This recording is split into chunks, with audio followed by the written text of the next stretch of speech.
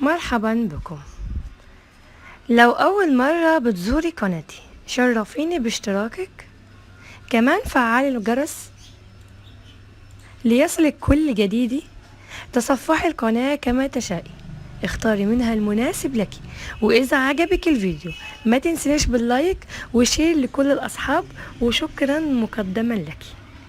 والنهارده جيت لكم بعلاج او طارد للبلغم والسعال في ليله واحده بس، عن طريق وصفه بلديه احنا هنتبعها. زمان يا جماعه ما كانش في دكاتره منتشره طبعا زي الوقت. اجدادنا بتوع زمان كانوا دايما بيدوروا على الحاجات اللي هي البلديه اللي هم يقدروا يعملوها على ايدهم ويعالجوا نفسهم من امراض كتير جدا جدا. ربنا يعافينا ويعافي المسلمين ويشفي كل مريض. النهارده جيت لكم وصفه يقدر يستخدمها الصغير والكبير، وصفه خارجيه بس في نفس الوقت هتقضي على البلغم والسعال في ليله واحده بس. وصفه من مكونات بسيطه جدا وموجوده في مطبخك. كل اللي احنا عايزينه زنجبيل وعسل نحل وزيت زيتون ودقيق. المكونات معانا: معلقه من الزنجبيل. هنا تقدري طبعا تستخدمي الزنجبيل المطحون او الزنجبيل الطازه اللي هو بيكون متوفر عند اي خضرواتي، بس انا مش هستخدم النهارده معايا في الوصفه دي غير الزنجبيل المطحون. لو هتستخدمي الزنجبيل ده تقدري تاخدي منه بتقشريه وتفرميه، تاخدي مقدار معلقه صغيره للوصفه بتاعتنا النهارده. كمان هناخد معلقه من دقيق بمعلقه صغيره. تمام. وهنضيف ليها معلقه من زيت الزيتون ومعلقه من عسل النحل.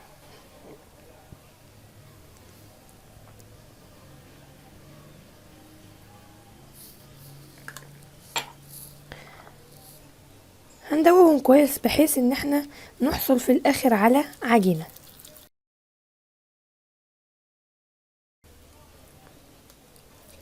زي ما انتوا شايفين احنا هنا حصلنا على عجينة اهو. هنحطها على جنب لما نحضر معانا الشاشة المستخدمة. ده شاش طبي بتقدري طبعا تحصلي عليه من الصيدلية، وكمان قط طبي بتجيبي من اي صيدلية حواليك.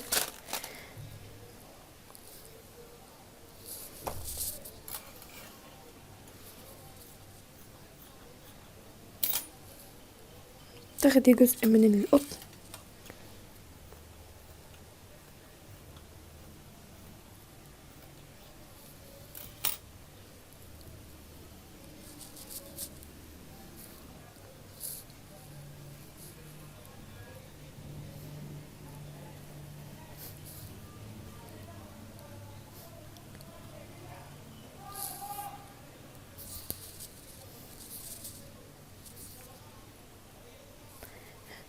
انا كده حصلت على الشاشة المستخدمة.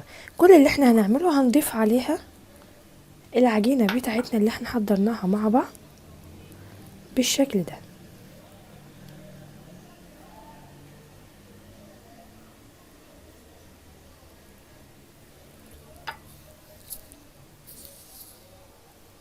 شايفين؟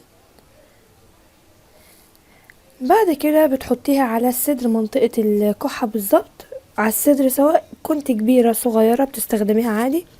وبتثبتيها من بره ببلاستر الجروح، وده كمان متوافر في الصيدلية اهو. بتقطعيه كده. طبعا مش هحطها عليه، لكن انا محضره الواحده فاضيه اهي ان انا اعرفكم ازاي. بتحطيها على الصدر كده وبتثبتيها